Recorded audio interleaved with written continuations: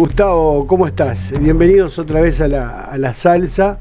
Esperemos tener un programa con pocos cortes, ojalá que ninguno. Si se llega a cortar, bueno, ya sabemos cómo es el protocolo. ¿Cómo estás, Gustavo? ¿Qué tal? Buenas noches, Marcelo. Buenas noches para toda la audiencia.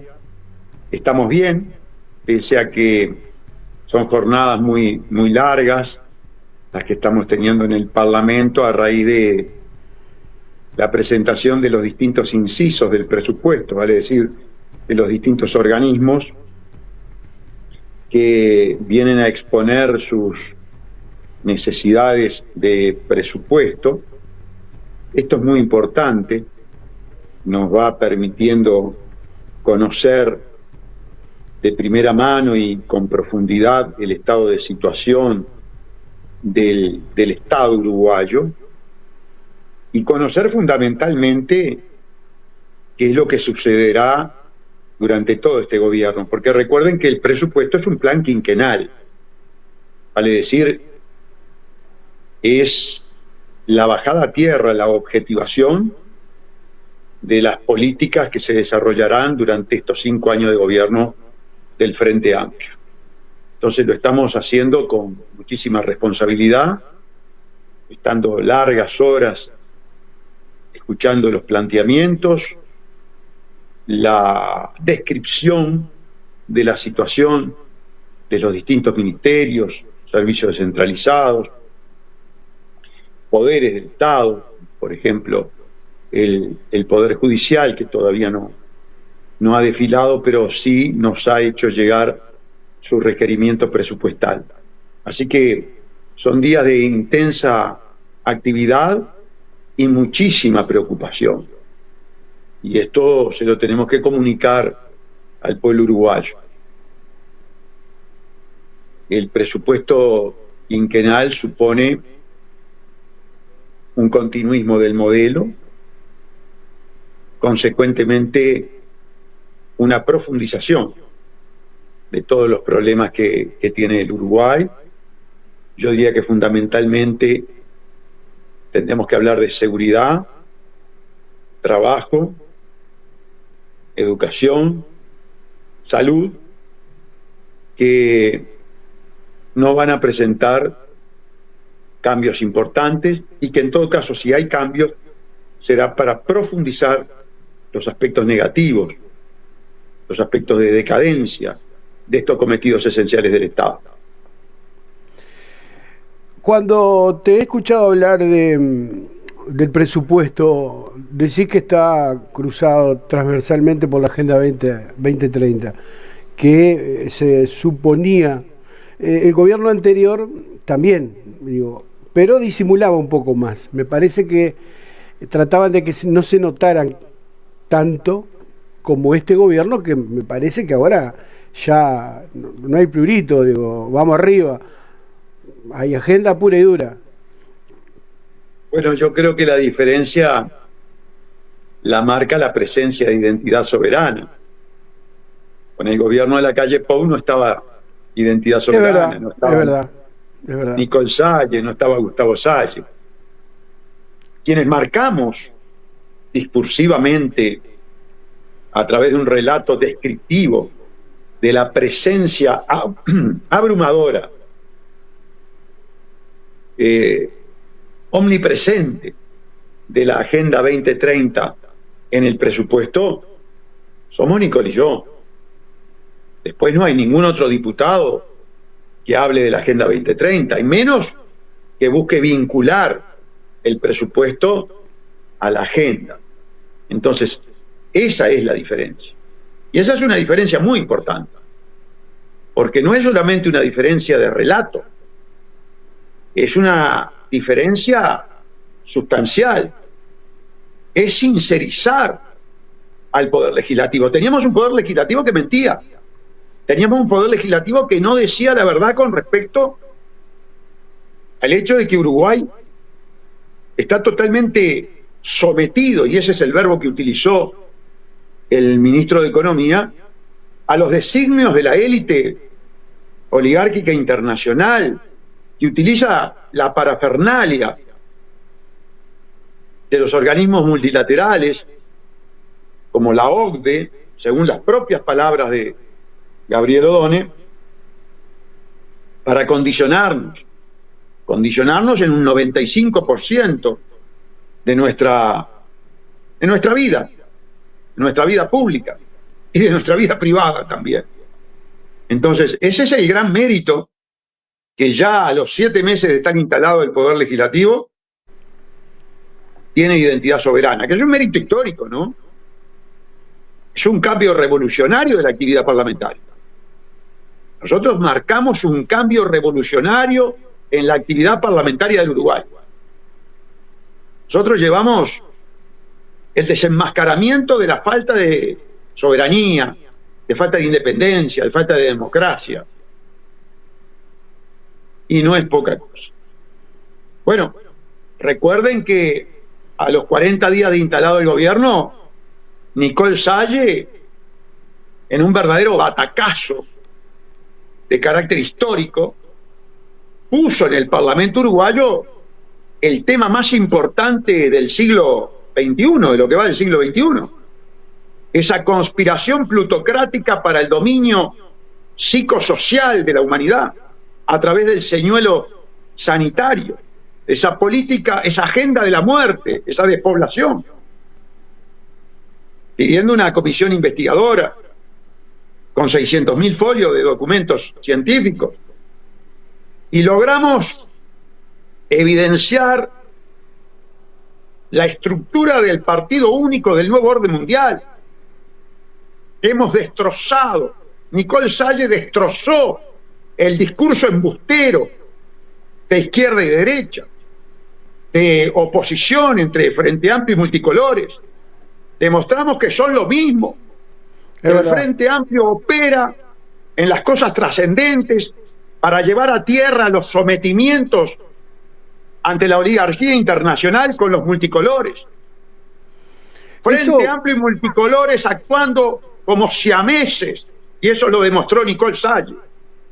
Eso se está reflejando inclusive en las redes sociales. Ahora estoy leyendo en el chat gente que es frente amplista y que está realmente manifestando que ellos pensaban que el gobierno iba a hacer otra cosa, que votaron Frente Amplio porque el gobierno de Lacalle Pou, bueno, tuvo las características que tuvo y que en definitiva llevó a la clase media y la clase media uruguaya baja a pasar realmente mal, a no llegar a fin de mes. Mirá que, digo, yo tampoco llego a fin de mes, yo llego al 20 y tengo que poner la toma de aire y bueno, y el canal acá, rezar Aves María, Padre Nuestro, para que nos paguen la publicidad y poder cumplir. Es una lucha, esa lucha que tiene el empresario y las pymes y esa incertidumbre nace desde hace mucho tiempo. Pero en el voto se atisbó, bueno, vamos a cambiar. Y hoy la desilusión ha sido bastante grande y lo que vos decís del PUNOM y sobre todo de que no cambia nada en este presupuesto, crea un descontento y sobre todo un desánimo, un desencanto. Yo te escuchaba cuando hablaste con esta muchacha de Esta Boca es Mía, pero en la versión radial, y la tipa quedó desolada después que vos le dijiste, porque prácticamente quedó para tirar, cuando dice, bueno, Salle, no sé qué vamos a hacer, porque la verdad que el panorama que nos cuenta usted, dice, es realmente desalentador. Pero se puede dar una vuelta a eso, después te lo voy a plantear, porque estuve sacando algunas conclusiones que tampoco son muy brillantes, pero nadie las dice, solamente vos. ¿Se puede cambiar esta realidad? Tú me decís si hay opciones diferentes a la conducción económica del país, de manera tal de no estar con este nivel de decadencia, de pobreza, de sometimiento. ¿Esa es la pregunta? Sí, y ¿sabés lo que pasa? Porque cuando vos hablas de lo que se va a votar o lo que no vas a votar de este presupuesto, le va a faltar plata a un montón de cosas, digo, que no alcanzas. Es una es una frazada corta. Ahora, la pregunta que yo siempre me hago, si el Uruguay no le regalara tanta plata a UPM, por ejemplo, no le regalara esos privilegios que han anclado al país en la producción y han condicionado en un montón de cosas, ¿alcanzaría la plata para que los uruguayos vivieran un poco mejor? Te la dejo ahí. Absolutamente, absolutamente. El modelo lo fijó Julio María Sanguinetti en 1985. Allí, Uruguay, una vez que entra en el sistema de democracia teatral y tutelada, porque ya la primera descripción es una democracia teatral, es una democracia tutelada, es una democracia sometida. Por lo tanto, hablar de democracia es bastante equivocado, pero es un término arraigado y a la casta política le gusta repetirlo hasta el cansancio. Nosotros tenemos un sistema totalmente impuesto y tutelado, que quede claro. Por eso sería más adecuado hablar de pseudodemocracia. En la pseudodemocracia instalada posteriormente a la dictadura y que pone a Julio María Sanguinetti como presidente, allí, obviamente, sirviendo a los intereses oligárquicos internacionales, Sanguinetti comienza a delinear el modelo forestal celulósico, que por consecuencia ineluctable de su propia esencia termina siendo modelo narcoforestal celulósico. El Frente Amplio se opone, comienzan los discursos contra la forestación, los discursos contra la zona franca, los discursos contra la inversión extranjera, los discursos del Frente Amplio contra la expoliación. Pasa el tiempo, en el Frente Amplio hay indudablemente una suerte de golpe de Estado, se apodera la masonería del Frente Amplio, se apodera la CIA del Frente Amplio, se apodera el socialismo fabiano del Frente Amplio, porque eso supuso el apoderamiento de Tabaré Vázquez del Frente Amplio, cuando desplaza a Sereno. Y allí tres sujetos operan la gran metamorfosis perversa del Frente Amplio, que son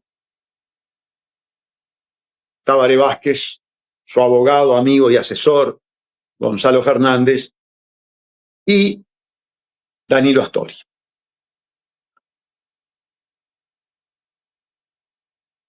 Naturalmente, implosión de la Unión Soviética por medio, caída total del socialismo real y la reconversión del Frente Amplio en una fuerza política, en un partido político al servicio de la oligarquía internacional. Y a través de esa metamorfosis llega el gobierno y comienza a ser el partido más servil, más instrumental y más eficiente para los intereses imperialistas y oligárquicos que cualquier otro. Por algo tenemos el cuarto gobierno. En el patio trasero de los Estados Unidos, en la colonia yanqui de Uruguay, el mejor alumno del imperialismo es el que logra mantenerse en el poder. Y hoy el mejor alumno del imperialismo criminal, colonialista, patoteril, anglosajón sionista masónico, es el Frente Amplio. Si tuviéramos que hablar en términos de izquierda y derecha, esa manipulación sionista, hoy tendríamos que decir que el Frente Amplio es la ultraderecha. Sí, la ultraderecha. Mira, hoy lo dije en la Cámara, este discurso lo mantengo en la Cámara. Hoy lo dije en razón de la UDELAR, del presupuesto bochornoso el presupuesto insultante que trajo este gobierno en el presupuesto respecto de la UDELAR. Jorge Pacheco Areco, el Pachecat, le daba el 2.7 del Producto Bruto Interno a la UDELAR. El Pachecat, comunistas y tupamaros, socialistas e independientes, hoy le dan el 0.73%. ¿Qué te parece? Si serán fascistas, si tendremos un frente amplio fascista. ¿Y qué argumentan? ¿Qué aducen? Porque ese es el futuro, en teoría, ¿no? Le tenemos que dar a UPM. Ahí va. Le tenemos que dar al capital financiero internacional. Para ellos gobierna el Tupamaro Orsi. ¿Gobierna? ¿Realmente gobierna? Bueno, yo no tengo por qué decir que no. Claro, ha confesado no hace mucho tiempo de que él de alguna manera se ha desayunado ahora que va todas las mañanas y se sienta ahí en la torre, que bueno, que depende entre otras cosas de la categorización que le pongan la gente que mide el riesgo país, que no era tan así. Yo antes le tenía como una especie pensé que no era tan así. Y por el otro lado, Donald te dice algo parecido, que bueno, que está, uno piensa que están haciendo una ventana de Overton como para que la gente diga en un momento, y bueno, sí, está bien, pasamos mal, pero si en definitiva, pobre Orsi, no depende de él el país, se lo manejan de afuera. Por eso, digo, ¿nos tenemos que conformar con eso entonces? No. Pero hay una realidad. Los sucesivos gobiernos que profundizaron el nefasto y vendepatria modelo instaurado por Julio María Sanguinetti y profundizado por todos los otros gobiernos, y que la gente, elección tras elección, vota y convalida, aunque después lo tienen que sufrir, supone que necesitemos 16.6 millones de dólares por día prestados. Sí, país fundido en un círculo vicioso de la deuda, con gobiernos irresponsables, egoístas, orgiásticos, que viajan en el futuro y le confiscan a mis nietos, a mis tataranietos, a mis bisnietos y tataranietos, su futuro. Porque hoy, en el 2025, para satisfacer los requerimientos y las obligaciones firmadas criminalmente por el gobierno del doctor Tabaré Vázquez en Finlandia, con el total apoyo del PIT-CNT, que mañana lo espero en el Palacio Legislativo para decirle: ustedes son culpables. Ustedes están reivindicando hoy fondos que los entregaron en el 2017 cuando fueron a bendecir el maldito contrato coimero ROU-UPM. Tenía el cumpleaños de mi nieto mañana, tengo cumpleaños, pero voy a llegar tarde, porque naturalmente lo que estoy diciendo hoy acá, claro, lo quiero decir mañana en el Parlamento a los ancestrales líderes del PIT-CNT. Mete miedo porque uno a corto plazo lucha contra, primero la realidad pura y dura, eso que se está dando. Si bien se está dando un despertar, porque también hay que decirlo, déjame que lo diga yo y no vos, digo, porque hablando con Seba y con Nicole el otro día, le mostré algo que me llegó a mí, que es un muro, que era impensable hace un tiempo atrás ver pintado Salle 2029. Vos eras el viejo loco, el del megáfono. Y hoy se ve que hay sin duda, uno lo ve en redes sociales, lo ve cuando vos cuando vas al laburo y vas en la chinita, la gente te saluda, te para. Sin duda que tu discurso, que está lleno de primero de denuncia, pero aparte con la denuncia también das la posibilidad, lo que hay que cambiar para que esto cambie, valga la redundancia. Sí, nos estamos muriendo de hambre porque le estamos dando la guita a los gringos, pero si no le damos la guita a los gringos y cambiamos esto, nosotros vamos a levantar el stand de vida. O sea, que si seguimos con la misma fórmula vamos a seguir igual.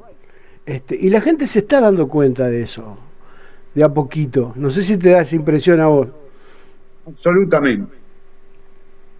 A tal punto, Marcelo, que en una actitud que por supuesto va a dar y ya está dando mucho de qué hablar, ya salieron los Contreras, ya salieron los detractores, ya salieron los que tendrían que encolumnarse detrás de Identidad Soberana conforme a su discurso, a sabotear.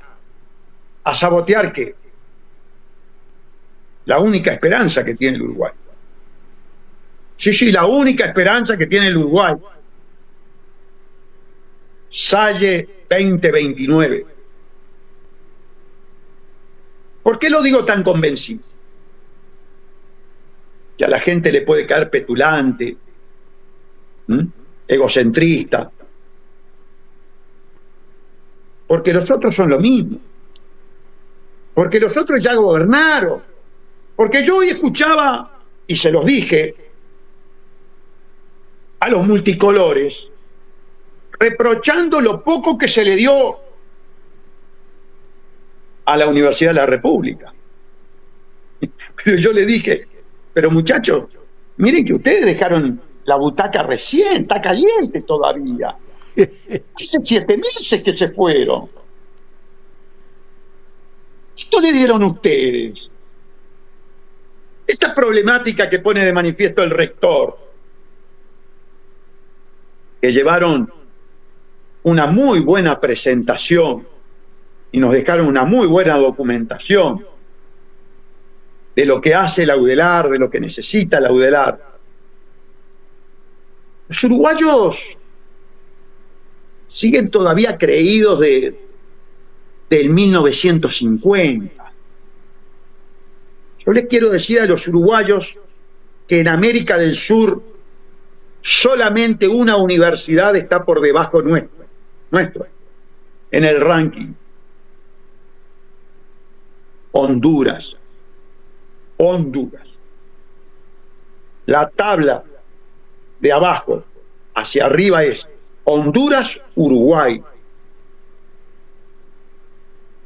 Eso es responsabilidad del PUNOM, eso es responsabilidad del Frente Amplio, Blanco, Colorado, Independiente, Cabildo Abierto y Partido Independiente.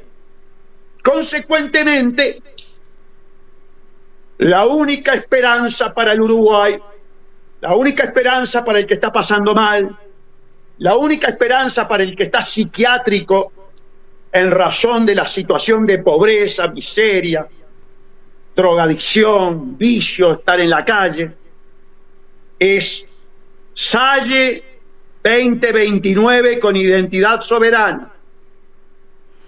No hay otra. Vos sos consciente que te estás metiendo en un berenjenal jorobado, ¿no? Digo, en todo sentido. Porque estos tipos no no se andan con chiquita, digo, o sea que vos te estás jugando el pellejo acá, porque la Agenda 30, la Agenda 2030, 45 tiene que seguir como sea. De hecho, ese poco presupuesto a la universidad contribuye a la misma línea. No digo, si vos llegás a la universidad sos un universitario, pero es una forma de embrutecerte, de sacarte recursos, de que estudies mal, para que seas más dominable, para que lo que ya se hizo con la escuela, lo que ahora el Codicen quiere hacer, enseñarle a los gurises de que pueden elegir ser lo que quieran, y es la decadencia total que se está viendo, que se vio ayer en la torre ejecutiva. Nunca pensé que íbamos a tener un travesti bailando, haciendo una especie de puticlub. Yo lo vi, porque yo soy músico, yo lo contaba, yo desde los 18 años que toco en las orquestas, y yo estoy tocado en cabaret, he tocado en whiskerías, digo, y vos es normal ver un puticlub y ver esto, pero ¿por qué es un puticlub? Pero yo verlo en la torre ejecutiva ayer, digo, ¡pah! ¿Qué pasó? ¿Qué pasó? Digo, ¿y ese es el Uruguay que vamos a tener? ¿Ese es el Uruguay que vos vas a poder cambiar, Gustavo, en el 2029? ¿Es brava? A ver,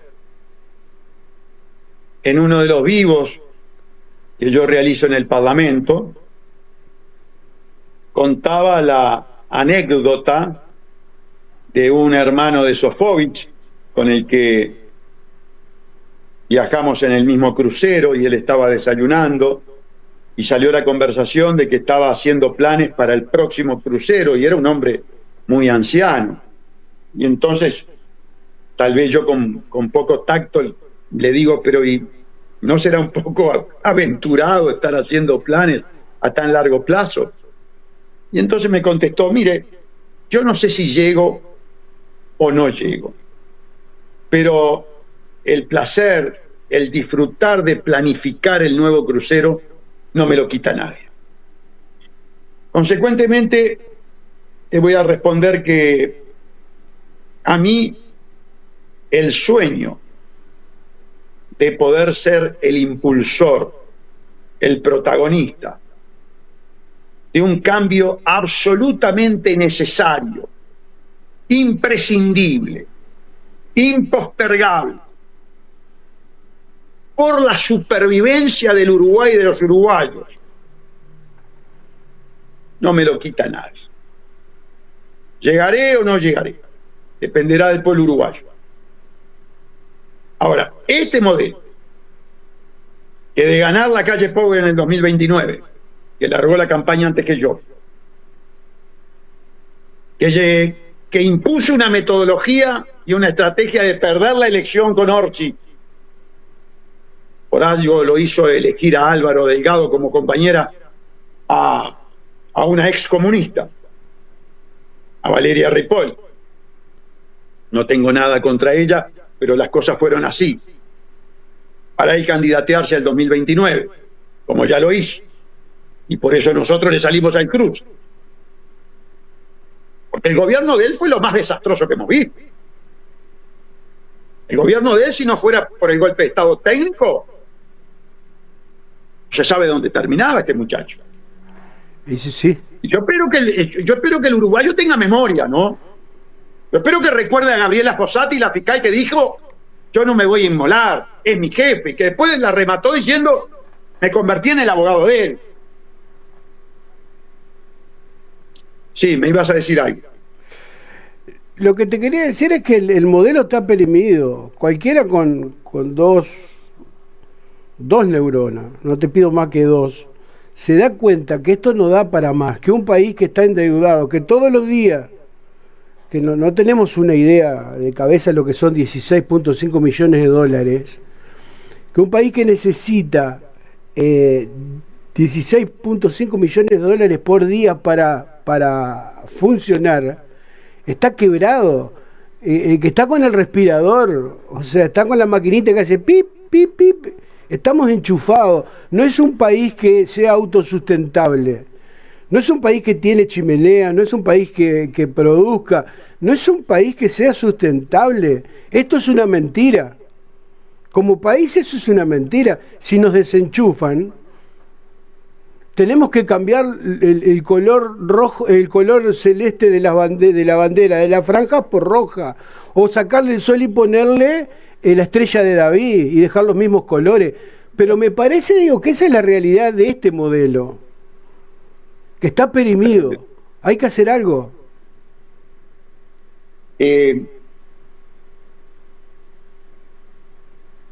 Estado uruguayo hoy, tal cual está funcionando y tal cual está estructurado, incluso a través de la propia Constitución de la República, lo he dicho y lo voy a repetir, es el peor criminal que sufre y padece el pueblo uruguayo. ¿Qué quiero decir con esto?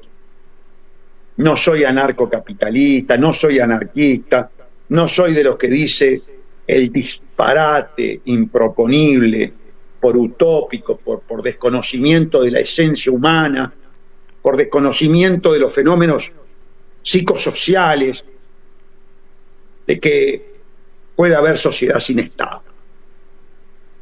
Eso es un disparate, eso es una mentira. El que dice eso es un embustero o un ignorante. Siempre se van a generar estructuras de poder. Y si no son estructuras públicas, es peor, son estructuras privadas, que es hacia donde vamos. Vamos hacia el copamiento de las estructuras públicas por parte de los grandes conglomerados financieros privados. Eso es cleptocorporatocracia, poder de las corporaciones ladrones, término que está instalado en el Parlamento uruguayo, felizmente.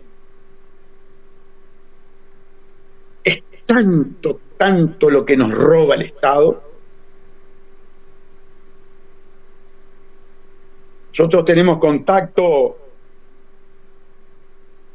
con una asociación civil que se encarga de las auditorías civiles, auditorías contables, luchando contra la corrupción. Tenemos contacto con el contador Jorge Núñez y su equipo.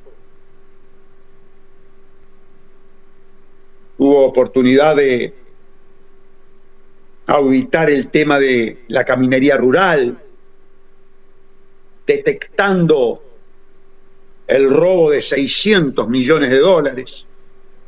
600 millones de dólares. Son cientos millones de dólares y que no se saben dónde están, porque no hay trazabilidad del dinero público. 800 millones de dólares anuales que no se saben dónde están en el Banco de Previsión Social.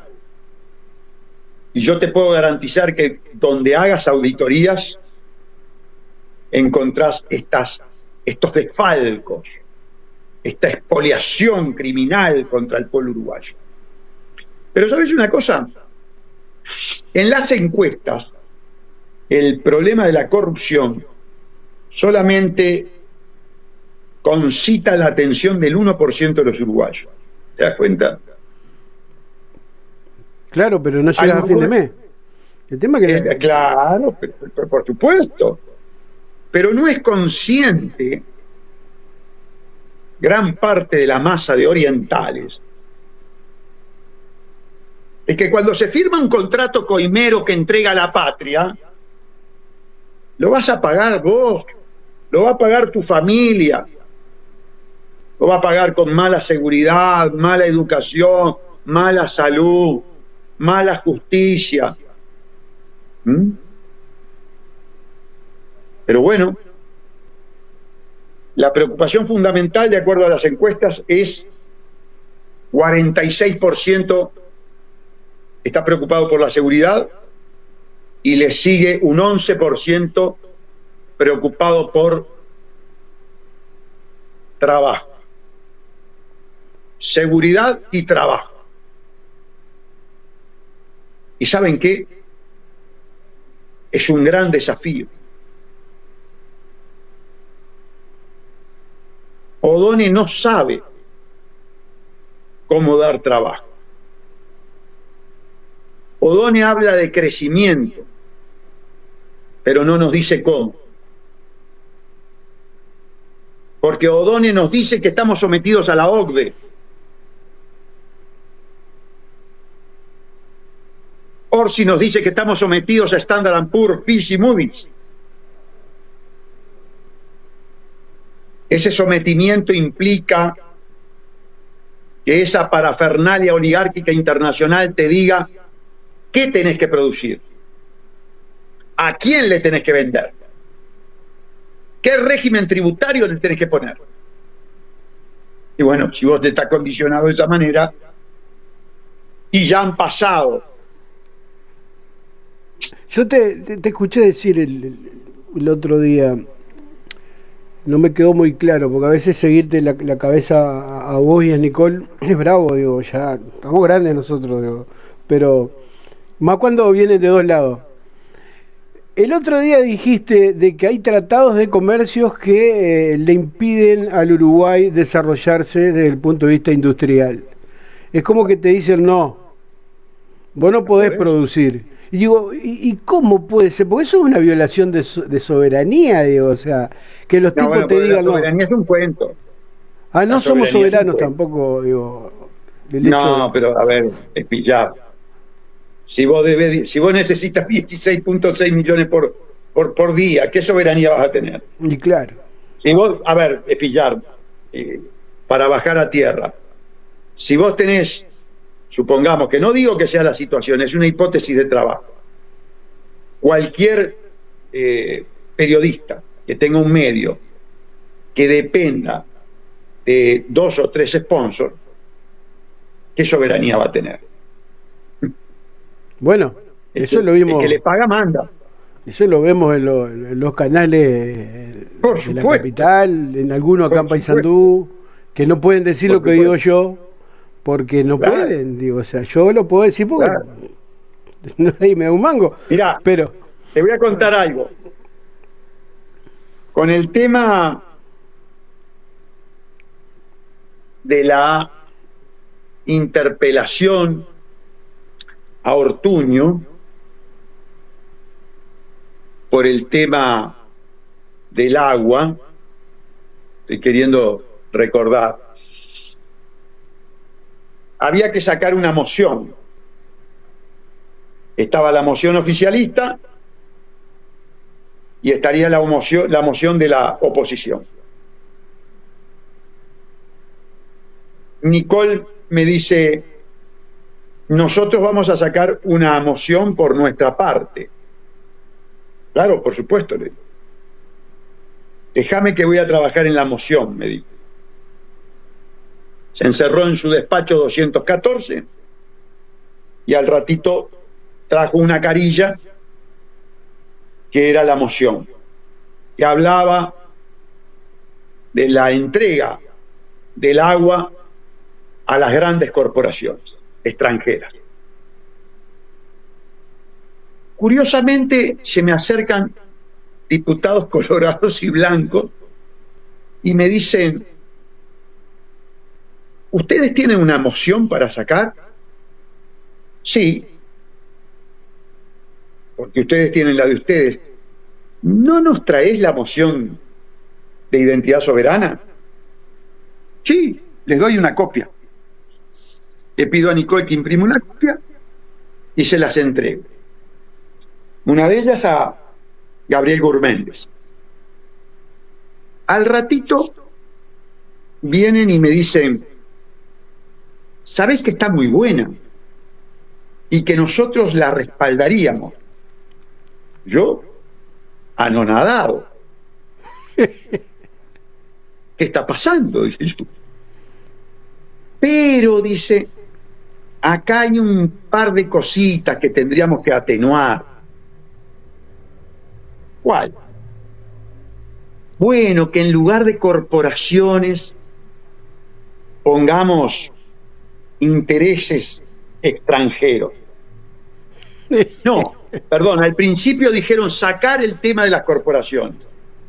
Y ahí vino Nicole y dijo, no, nosotros esto no lo sacamos. Y entonces uno de los diputados dijo, bueno, pero ¿qué te parece si en lugar de decir corporaciones decimos intereses extranjeros? Bueno, le digo, mirá, Nicole, en definitiva las corporaciones viabilizan intereses extranjeros, son intereses extranjeros. Y que se encolumnen detrás de una declaración nuestra, no está mal. Vale la pena sacrificar este aspecto terminológico y lograr este aspecto político. ¿Por qué viene la anécdota? Porque no se podían meter con las corporaciones. No podían nombrar la palabra corporaciones. ¿Por qué? Porque son las que pagan las campañas electorales. A tal grado se llega de, no voy a decir servilismo porque, pero es casi. Condicionamiento total. Condicionamiento. Sí, Condicionamiento total. Que no lo tiene Identidad Soberana. ¿Por qué? Bueno, por la forma en que nació, por la forma en que se financió, por sus principios, por el liderazgo que a esta altura del partido, por el liderazgo que ejercemos, plural. En algún punto te deja tranquilo eso, ¿no? Porque ya sabés que es como viste, como los cuadros de fútbol, como cuando invierten en las inferiores y vienen surgiendo.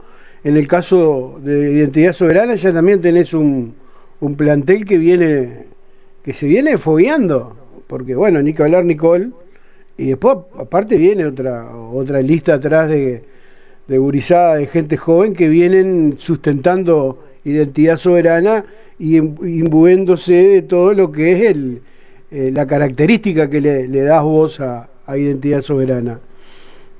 Sí, sin duda. Te quiero preguntar, porque tengo un montón de preguntas acá, ya no sé ni qué hora es, y 29, tenemos tiempo, media hora todavía, un poquito más. El otro día te escuché hablando del frigorífico nacional. Bueno, hablamos de Estado, que el Estado está grande y todo, y dijiste que estaría bueno, digo, poder reflotar el frigorífico nacional, y tuviste apoyo de muchos diputados que en un punto vos pensabas que no se iban a manifestar así. Esa es un poco la clave de la cosa, empezar a inyectar oxígeno o sacar del baúl de los recuerdos algunas cosas que fueron grandes en el pasado. Efectivamente, ante tantos subsidios, ante tantos obreros frigoríficos, obreros de la carne, que hay que pagarle seguro de paro y extenderle el seguro de paro, empezás a hacer números, son millones de dólares. Entonces llega un momento que decís, pero pará, si hoy la carne está valiendo 5.25 el kilo de novillo, ¿no? Está en manos de oligopolios privados. El oligopolio privado sabe hacer negocio y gana. Bueno, ¿por qué no va a ganar una empresa pública? Ustedes me dirán, bueno, porque el funcionario público, porque el jerarca público. Bueno, depende de la legislación, depende de los controles, depende del jerarca que elijas. Entonces, podría ser viable, podría ser competitivo. Es una idea. ¿Eso lo manejás para el futuro? En un país, sí, te contesto, en un país que tiene fuerte arraigo estatista. El uruguayo ha sido muy castigado por el Estado, lo acabo de decir. Es el principal delincuente. Pero también me apuré a aclarar que no era una cuestión ontológica, no era una cuestión de esencia, sino una cuestión de personas. Lo que se llama soporte del órgano, el soporte físico del organismo, esa persona jurídica. Y bueno, habrá que acomodar la legislación. Habrá que enterrar en la cárcel al corrupto por mucho tiempo para ejemplificar. Yo no puedo admitir que no haya gente que se encargue en los organismos públicos de administrar con probidad y con ética. Porque ese es el aspecto medular. Lo acabo de decir. Nosotros tenemos una estructura jurídica que propende al saqueo de los orientales. Nosotros tenemos una institución que hay que disolverla inmediatamente. Bueno, tenemos unas cuantas, pero vamos a empezar por el orden de prioridades. Corporación Nacional para el Desarrollo. Borrarla del mapa. Dineros públicos que se manejan bajo el imperio del derecho privado.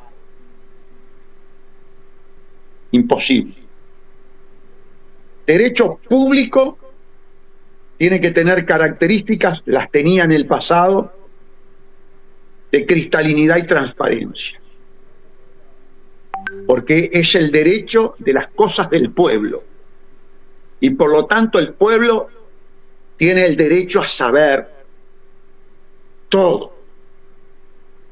Esto que sucede en el Parlamento, que no me dejan filmar las comisiones, es un atropello, es un insulto. Poder legislativo está insultando a los orientales. Ya te dijeron que no. Llegó Identidad Soberana, Marcelo, y lo primero que hizo fue precisamente presentar una resolución, proyecto de resolución, que en el fondo dice: dejen de insultar a los uruguayos, sean cristalinos y transparentes, sean tan intrusivos como es el Estado con respecto a los privados, que le mete una cámara en cualquier esquina. O fíjate el criterio soberanista, democrático, ético, cristalino, transparente, diáfano, que va en el ADN de Identidad Soberana. Eso tiene que valorar el pueblo uruguayo. El ADN de Identidad Soberana, que es el ADN de la honestidad, la cristalinidad y la transparencia. Y te dijeron que no, ya directamente te lo descartaron. Yo lo presenté cuando estuvimos con Nicole el jueves pasado, estuvimos charlando con ella. Y te dijeron que no corre. Y me dijeron que no. ¿Pero y por qué? ¿Qué te adujeron? ¿Y sabes qué? Y me dijeron que no y me observan en la cámara. Porque estoy sentadito un poquito corrido del banco. El presidente de la Comisión de Presupuesto y Hacienda: ocupe esa banca, diputado. Ocupo su banca, diputado. Pero pará, que estoy 20 centímetros, nada más.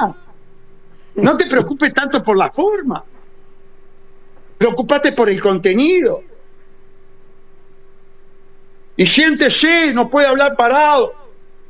Bueno. Un diputado del Frente Amplio inclusive emocionó que me obligaran a sentarme.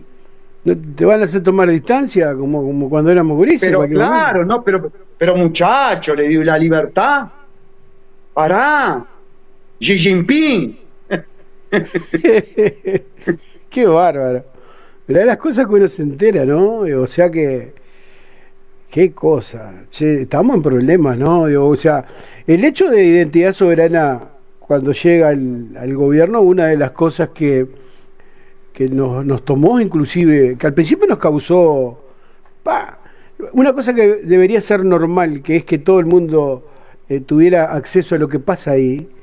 Porque veníamos con una gimnasia bien anacrónica que nadie sabía nada. Vos veías si querías los tipos que querían entrar en YouTube y ver las sesiones, que son bastante tediosas, hay que decir la verdad, porque escuchar... Terribles.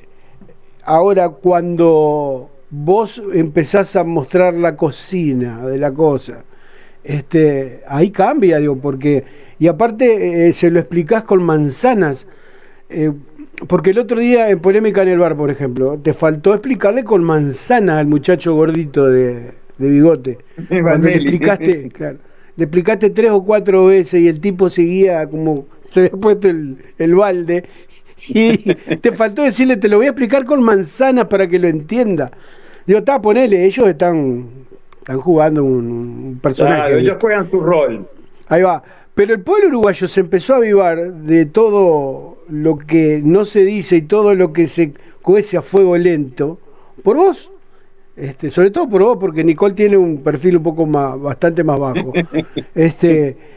Contame, acá hay una pregunta de Fernando Vega que no la quiero dejar pasar. Dice, pregunta para Gustavo, ¿qué le dirá el Gustavo del 2022 al Gustavo del 2025? Que almuerza con Odone y va al estadio con el cancelador del Sotelo. Es importante el cambio, pero hay que explicarlo. Me parece, dice, un abrazo desde la República de Aguada. Lo vi acá, yo lo vamos a hacer un día en la mesa redonda, te vamos a invitar y vamos a charlar de todos estos temas, pero esta me la dijo ayer y hoy me la recuerda. Correcto. En el 2022, Gustavo Salle no era un representante nacional. No tenía una cuota mínima, pero una cuotita de poder. No tenía la caja de resonancia que tiene hoy. No tenía las responsabilidades que tiene hoy. Consecuentemente, almorzar con Odone, con Perrone, con Garlo, con llevar hasta la casa a Juan Martín Rodríguez. Quiero acordarme con hacer una denuncia conjunta con Sotelo, ir al estadio con Sotelo, hacer una denuncia conjunta con Juan Martín Jorge, con Rodrigo Goña. Si está todo bien, está todo bien. Ahora sí parece que está todo bien. Vamos a ver si ya volvió. Sí, ya lo tengo por acá. Después les cuento. Cuando me vaya les cuento a los anduceros que mañana vamos a estar estrenando un nuevo programa con Eugenia, que hoy estuvo con Miguel.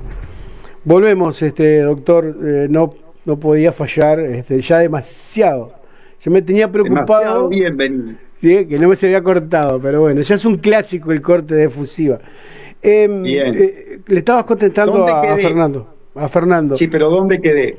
De la ida al estadio con Sotelo, claro, digo, estabas hablando. La ida al estadio con Sotelo, por ejemplo. Bueno, ese tipo de relacionamiento que no supone bajar una sola bandera es lo que permite que, por ejemplo, se hayan encolumnado detrás de la moción en el caso de la interpelación del ministro de Ambiente, Ortuño.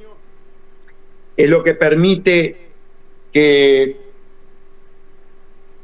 hayamos presentado la denuncia penal en forma conjunta, plegándose ellos a nuestra tempestiva actitud de anunciar en la propia sesión la denuncia.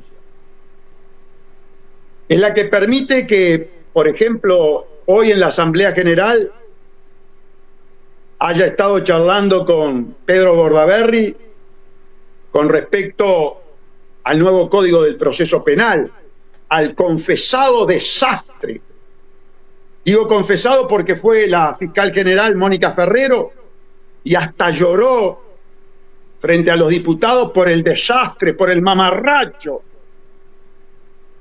que nos impuso la Embajada de Estados Unidos y que tuvo como principal operador de campo a Jorge Díaz Almeida, que ahora es otra vez escogido por el Frente Amplio, escogido por el Frente Amplio, escogido por la Embajada, para hacer las rectificaciones del mamarracho, del desastre que trajeron. Entonces hoy tuvimos, en momentos previos a la Asamblea General, hablando con Pedro Bordaberry, hablando con Javier García, a los cuales quiero convencer Te estás refiriendo del golpe de Estado técnico. A eso que no podemos seguir en el golpe de Estado técnico. Pedro, le digo, este es el momento de dejar en evidencia al Frente Amplio, que fue el promotor del golpe de Estado técnico. Claro, ellos lo apoyaron en su momento, entonces ahora rectificarse. Pero bueno, si yo hubiese llegado como un necio, un viejo loco,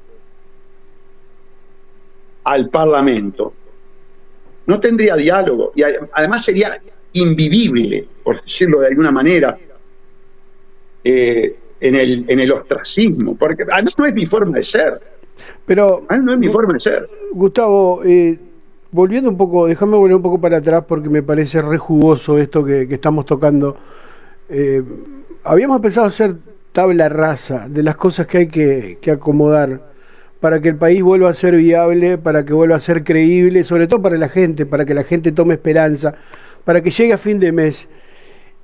Y vos me hablás y yo coincido, porque la corrupción en este país es tremenda, pero aparte está organizada. El golpe de Estado técnico, de alguna manera, contribuye a eso, a que haya corrupción a nivel política y no se puedan tocar los tipos.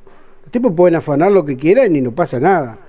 Y hay entidades de contralor, como los que las intendencias. Acá en la campaña, vinieron acá gente del Frente Amplio y denunciaron que en este caso que el intendente que repitió Olivera había tenido observaciones, un montón de observaciones de gasto, y dieron la cifra del Frente Amplista, y que él, jurujujaja, o sea, las volvía a hacer. Ese tipo de entidades, ese tipo de mecánica de la política del Uruguay interna, tiene que estar toda sujeta a revisión, ¿no te parece? Efectivamente, temas que ya hemos puesto en discusión, los contratos secretos, el artículo 211 de la Constitución, la posibilidad de reiterar el gasto y que vaya la observación a la Asamblea General y la Asamblea General no lo trate.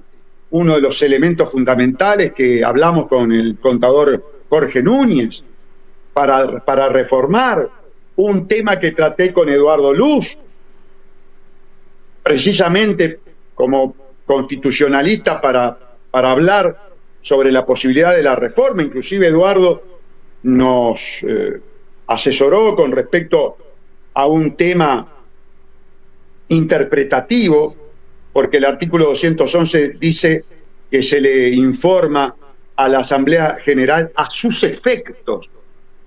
Y entonces dejaría la puerta abierta a la Constitución para legislar cuáles son los efectos. Es una interpretación muy inteligente y que podría dar lugar a modificar el formato, la estructuración del control del gasto público sin necesidad de reforma constitucional. Y como por una cuestión de lealtad intelectual pongo de manifiesto que no fue idea mía, fue idea de Eduardo Luz, con quien hablé este tema. Nosotros, por ejemplo, les voy a contar, en la Comisión de Salud, Nicole con Sajian, subsecretario de la vacunación, en este momento han trabajado algunos puntos de salud pública juntos. Eduardo Luz en su momento dijo el mejor ministro de salud pública. Ahora bien, para llevar adelante las políticas de identidad soberana, que somos 2 contra 97, que somos 2 con respecto al PUNOM, nosotros tenemos que tener estrategia.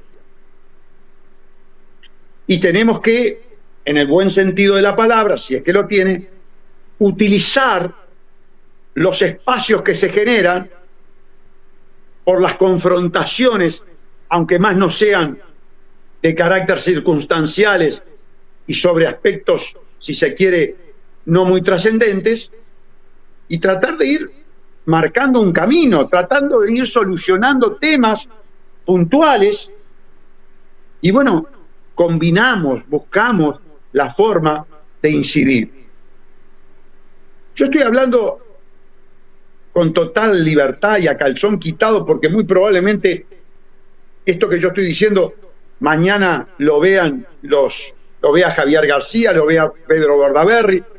Le dije a Ojeda que quería hablar con él y después por la mecánica de la Asamblea General no se dio, pero le mandé un WhatsApp diciendo que quería juntarme con él, porque queremos, sin perjuicio de la política denunciativa, de la política comunicacional, hay temas que queremos modificarlos, porque son grotescos. Porque cuando yo les digo golpe de Estado técnico y les muestro el 15 y el 16, no tienen argumento. Entonces es el momento de buscar, bueno, ahí el cambio de situación, volver al Estado de Derecho. Probablemente no me la lleven, señores, pero yo estoy haciendo el intento. Veremos cómo me va. Ahora, el hecho que no te la lleven también te da argumento a vos para decir que no quieren cambiar, porque así como barrieron abajo de la alfombra cuando se pidió a la investigadora de la sobremuerte en el Uruguay, y los tipos barrieron abajo de la alfombra y de la vergüenza histórica no se van a salvar, porque esto sigue, y esto se está quedando todo registrado, digo, esto en otras circunstancias pasaba desapercibido y la historia ni siquiera se enteraba, pero con el movimiento de identidad soberana, sobre todo de Nicole y vos, que instalaron este tema y dejaron expuesto una actitud, dejaron expuesto gran parte de ese servilismo que se tiene lamentablemente con las multinacionales de afuera, digo, que no quieren que se investigue. Y con respecto al golpe de Estado técnico, me parece, es así, si no corregime, va a dejar claro que los tipos no quieren cambiar una estructura que los puede meter en cana en caso de corrupción. Es tan simple como eso, corregime. Por supuesto. Pero hay cosas hasta más claras. Por el Palacio Legislativo visitó los despachos el ministro de la Suprema Corte, John Pérez, y a determinado legislador que le preguntó, bueno, pero ¿y esto del nuevo código? ¿Cuántos casos se pacta? ¿Qué porcentaje sale pactado? Y arriba del 95%, le dijo. Entonces el legislador le dijo, pero entonces tiene razón el diputado Gustavo Salle. Y según me contó ese legislador, el ministro de la Suprema Corte de Justicia hizo así.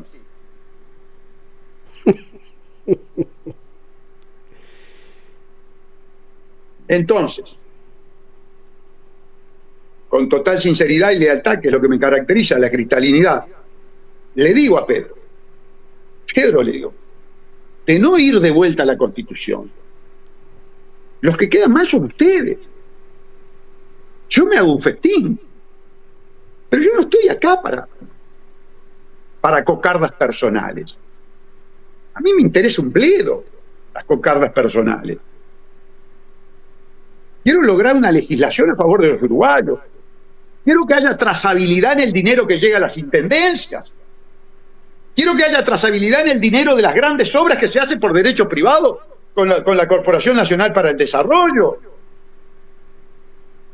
Quiero modificar el 211 de la Constitución de la República y que cuando hay una observación de legalidad se le haga caso al Tribunal de Cuentas. No, para esto es ilegal, vos no podés gastar este dinero así. No, porque se demora, que se demore, ¿qué vamos a hacer? Si el país está totalmente estancado y arriba está expoliado, masacrado. Entonces, esa es nuestra intención. Creo que Fernando va a entender, y todos los orientales van a entender, que yo voy a un ecosistema que tiene sus reglas, que tiene sus códigos, que los estamos conociendo, que estamos pagando un derecho de piso, pero que hemos desembarcado de una forma que, honestamente, a mí me tiene sorprendido. Me tiene sorprendido porque hay conversaciones, hay relacionamientos que parten de la base de reconocer de que nuestro discurso, sobre todo macroeconómico, geopolítico, es irrefutable. Totalmente. Yo creo que el que te sigue, el que te sigue desde siempre, está muy acostumbrado. Al principio sonaba altisonante, digo, disonante, pero después que uno le empieza, nosotros ya hace mucho tiempo, desde la pandemia que venimos abriendo la cabeza y descubriendo, porque, a ver, cuando decimos hay que dudar absolutamente de todo, formatear el disco y arrancar de vuelta, porque se dogmatizó mucha cosa y ya veníamos con programas de gurises, digo. Ahora, estamos llegando a un momento donde se está comprobando, hoy por hoy, en todo el país y en toda Latinoamérica, y ayer lo decía un compañero en la mesa redonda, ojo con los portaaviones en Venezuela, digo, porque por ahí Venezuela puede ser la puerta de entrada para una política de Estados Unidos y meterse con Sudamérica, y eso no nos garantiza nada, digo, de que no, mire si los yanquis van a querer meterse acá, yo no sé. Lo vamos a tener a los muchachos, los vamos a tener acá en Argentina, en la Patagonia. Vos le dijiste hace, no sé si fue ayer o a un comunicador, a dos comunicadores que estaban por streaming, muy preocupados porque le bajaran el streaming porque decía vacunación. Sí, a Checho Bianchi. El Checho, bueno. Que vos le decías, tenés cuidado porque los tenemos acá, digo, cerquita en la Argentina. Y yo no sé si te enteraste lo que pasó en Montevideo, del tipo que le hicieron sacar la bandera, que fue a laburar y apareció la policía exigiéndole que le sacara la bandera porque molestaba a los muchachos que entraban al colegio hebreo. Digo, mirá que cuando yo te digo que en el futuro capaz vamos a tener que cambiar el sol por la estrella de David, no lo digo. Pero, no lo digo. A ver, Marcelo, yo tuve un rabino de la Java, Lubavitch, en el 215. ¿Que te apretó? Que la intención de apretarte. Civilizadamente, respetuosamente, sí. Sí. Que por qué, de dónde yo sacaba la acusación de pedofilia de la Java Lubavitch, y la saco de los medios de comunicación de Estados Unidos, los que dominan ustedes. Le digo, ¿cómo será la cosa que los que dominan ustedes? ¿No? Y vos decís que lo vamos a tener. Yo lo tengo acá enfrente. Alquilaron acá, frente a mi casa. Qué bárbaro. Andá ligando mal. Andá ligando mal. No, yo no sé. Por ahora no hemos tenido ningún tipo de problema, pero vos decís, sí, yo pero, lo tengo acá, sí. Cruzando la calle. Andá a averiguar por qué alquilaron ahí. Mirá lo que le pasó a Charlie Click. Y bueno, dejémoslo ahí. 23:57, Gustavo. Hablame un poco en estos últimos minutos de la campaña, esta campaña que ya lanzaste. Y déjame preguntarte, porque hay estructuras que en la anterior, digo, no tuviste, como es, por ejemplo, en los departamentos, tener presencia en los 19 departamentos, ¿no? Ahora ya, si vas con intenciones de ganar la presidencia o de sumar más presencia en el Parlamento, vas a precisar llegar a todo el Uruguay. ¿Cómo venís pensando eso? Bueno, a ver, es todo un desafío. Primero que, obviamente, esta candidatura absolutamente precoz, prematura, comienza siendo una expresión de voluntad. Como empezó siendo la expresión de voluntad el día que bajó el cajón de mi madre a la tierra y yo dije, tengo que hacer cosas más trascendentes que las que estoy haciendo. Y allí salió, o mejor dicho, un sueño que siempre tuve, comenzó a tener más fuerza. Llegué aquí a mi casa, mi esposa Alba me dijo que estaba loco. No soy el único que le dice. O sea, llamé a Enrique Viana, yo te apoyo, y eso fue muy bueno. Y así entramos en el PBA, pegó en el palo. Yo nunca he hablado mucho de este tema, pero los días posteriores a haber quedado afuera del Parlamento, para mí fueron un trago amargo. A ver, pero en lugar de... Por poquito, ¿no? Por poquito. Sí, además por poquito, exactamente. Y porque hubo algunas zancadillas que lamentablemente me costaron esos votos. Pero bueno, las cosas fueron como efectivamente se dieron. Lejos de perder entusiasmo, tragué saliva y dije, empezamos a trabajar hoy mismo para las próximas. El trabajo fue un trabajo sacrificado, pero altamente eficiente. Con muchos problemas, pero altamente eficiente. Y aquí estamos. Nicole y yo. Un bloque monolítico, inquebrantable. Déjame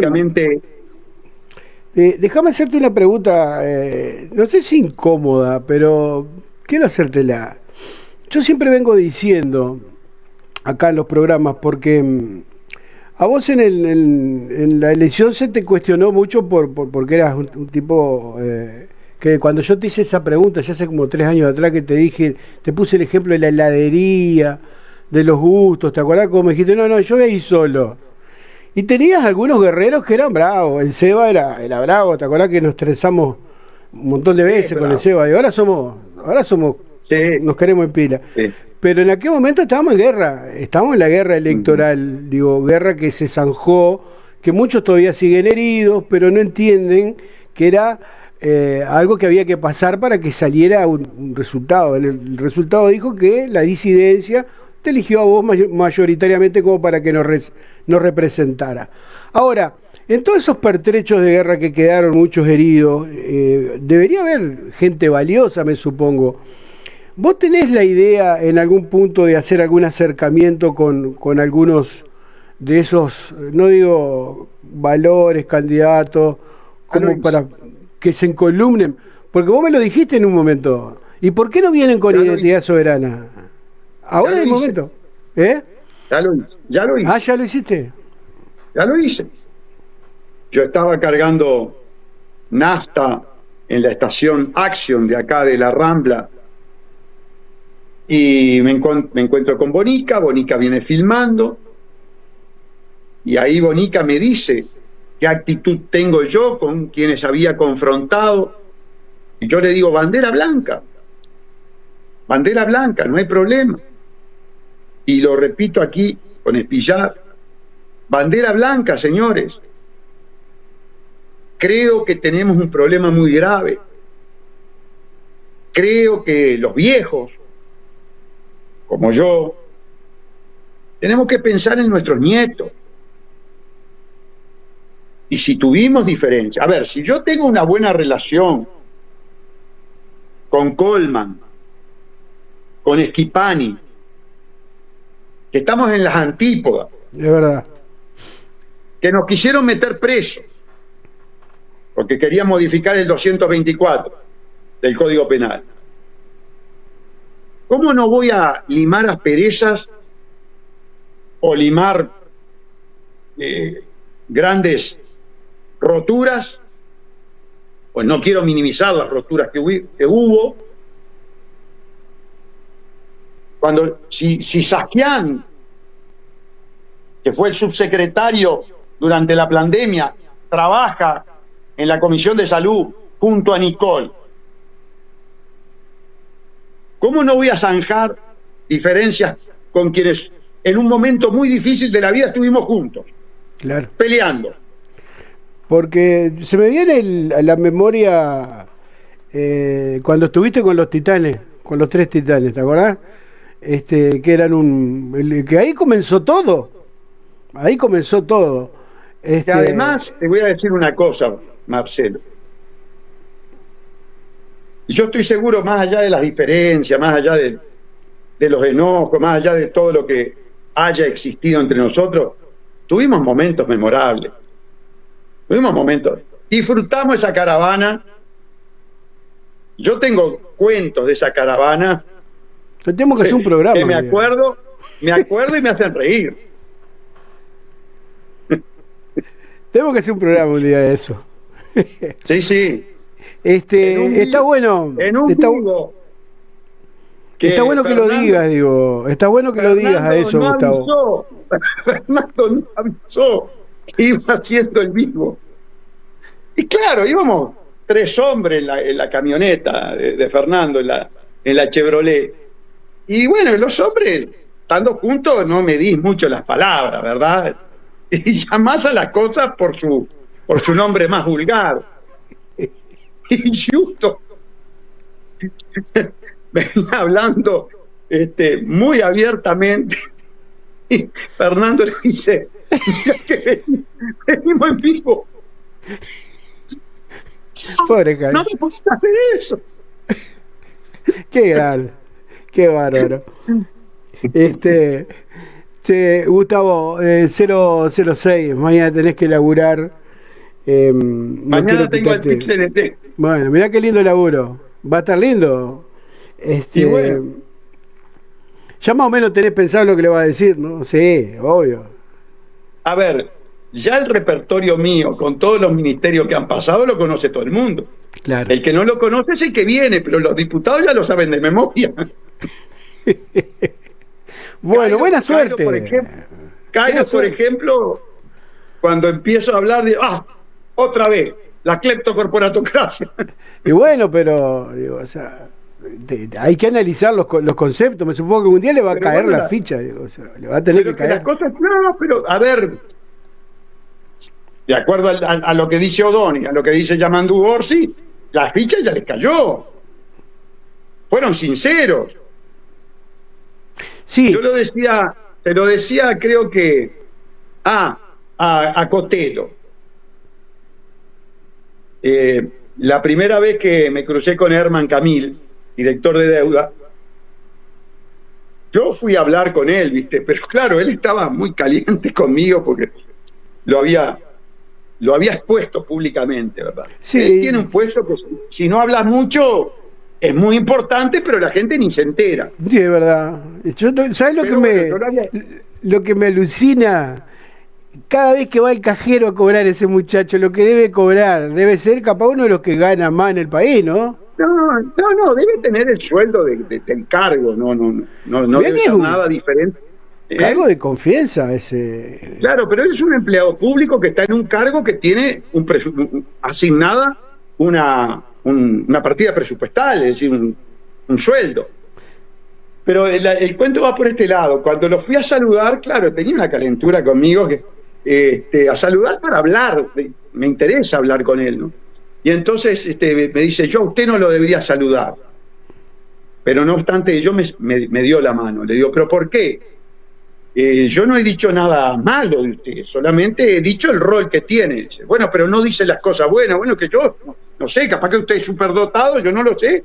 No viene por ahí la cosa. Bueno, fue una conversación un poco tensa. Pero después se produjo la segunda ida, la segunda comparecencia. Y ahí ya cuando salió, se despidió cordialmente. Y yo le decía a Cotelo, en perspectiva, que me encantaría tener una conversación con Herman Camil para saber si la presión, el condicionamiento es tan asfixiante como yo pienso. porque sería una grata noticia que me dijera, no, está equivocado, no es tan asfixiante como usted piensa. Yo creo que no va a ser así, que me diga sí, es asfixiante, punto. Pero es importante que alguien que está en ese rol te lo pueda aclarar. Porque hasta que no estás en esa función, yo hasta que no estuve dentro del Parlamento, desconocía por completo cómo era ese ecosistema, que tiene sus propias reglas. Para doña Tota y don Ramón, explícale quién es Hernán Camil, porque nosotros sabemos. Camil. Ahí va. Hernán Camil es el director de deuda, es el hombre que se encarga de toda la negociación de la deuda externa del Uruguay con los diferentes organismos internacionales, inversores privados. Es el hombre que da la imagen del Uruguay en el extranjero. Las palabras de O'Donnell fueron, es el hombre que vende al Uruguay. Cuando él dijo vende al Uruguay se estaba refiriendo a que lo muestra en una actitud de mercadotecnia, en el sentido de atraer inversiones.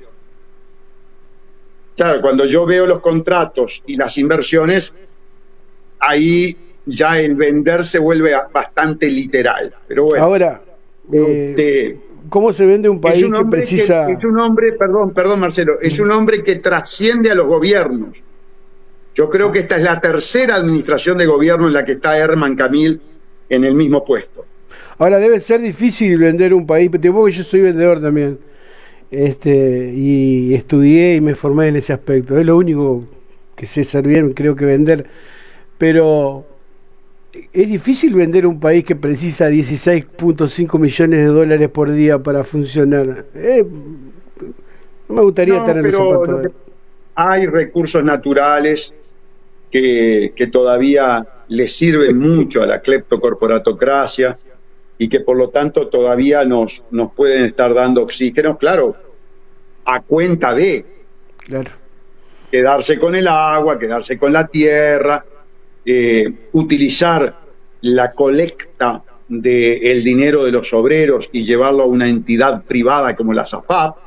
Recuerden que Standard & Poor's, Fitch y Moody's dijeron la elección es un trámite, no importa si es Delgado, no importa si es Orsi, lo que es importante, no me toquen la AFAP, porque perversamente la AFAP le mete la mano en el bolsillo al obrero, al empleado, hace un paquete de dólares, de 24.000 millones de dólares, y los utiliza para llevárselo al extranjero a comprar deuda de Estados Unidos, o a dar préstamos para el hidrógeno verde, o para la prospección sísmica, o para la forestación. Es decir, todos proyectos que son nefastos para el Uruguay. No habla de generar, por ejemplo, un frigorífico cooperativo, claro, por decir, a eso iba. Por decir sacaste la palabra de la boca, a eso iba. Claro. Gustavo, te quiero agradecer, y en la próxima la seguimos. Seguramente de aquí dentro de un par de semanas van a surgir alguna que otra cosita más para charlar y para seguir metiéndonos un poco en lo que se viene de identidad soberana, que no me contestaste la pregunta, pero la dejamos para... ¿Cuál? Perdón, ¿cuál? No, de las estructuras nacionales, las estructuras nacionales. Bueno, no, pero estábamos a ver, por supuesto, te estaba explicando que esto es el anuncio de la continuación de un sueño. Ahora, del sueño a la realidad hay que trabajar muchísimo. Yo no llegué de la noche a la mañana al Parlamento. Yo estuve 20 años denunciando la corrupción. Estuve 5 años, a partir del momento en que perdí la elección anterior, trabajando para este objetivo. Y ahora tenemos un objetivo y un sueño enorme. Y tenemos 5 años para trabajar. Los referentes departamentales se van generando. Van haciendo sacrificio, van trabajando, van cooperando. Yo no tuve elecciones departamentales, porque no estaban, porque eran inventarlos. Claro. Habían referentes que yo ni los conocía. Es un poco el cuento de Cabildo Abierto que yo ahora escucho en la Cámara. Había diputados que Manini no los conocía, los vio una vez y llegaron al Parlamento. Y bueno, no, pero ¿qué pasó? Nosotros tenemos que llegar de otra forma. Después tenemos el desafío de la apertura del partido. Claro, porque por ahora el partido de poca gente y tras cartón parlamentariamente con el mismo ADN,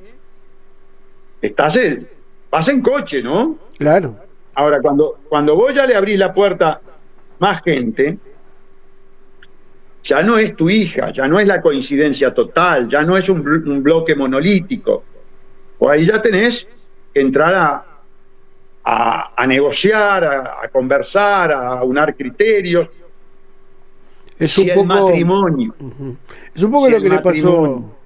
Un poco lo que le pasó al Frente Amplio en su historia cuando creció, que ahí cayeron un montón de gente que no pertenecía al ADN del partido, ¿no? Y hoy sí se transformó en lo que soy, digo, en fin, da para charlar una hora más.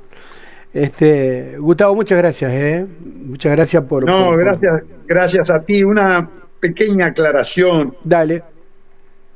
Todas las personas, legisladores que fueron aludidos en este conversatorio, por supuesto que tienen el derecho a respuesta y si tienen algo que objetar a lo que yo he dicho, a la forma en que los he aludido, me gustaría contar con tu aquiescencia, Marcelo, para que ellos puedan en este mismo programa hacer las aclaraciones que crean convenientes. Por supuesto. Digo esto por una cuestión de ética y lealtad. Yo he hablado de muchos legisladores, he dado mi versión, que es la versión de los hechos, pero puede haber una percepción diferente y ellos querer hacer las aclaraciones. Por eso quiero dejar ya abierta la puerta de que toda persona que se sienta aludida y que quiera de alguna manera efectuar precisiones o aclaraciones, bienvenidos, ¿no? Ni que hablar, por supuesto que va a ser así. Gustavo, saludo a tu señora, que es un amor, siempre estamos charlando con ella, y bueno, y a Nicole, que seguramente la semana que viene o la otra la volvemos a tener acá. Muchísimas gracias, Gustavo, que pases bien, Buen día y suerte con el PCNT. Muchas gracias.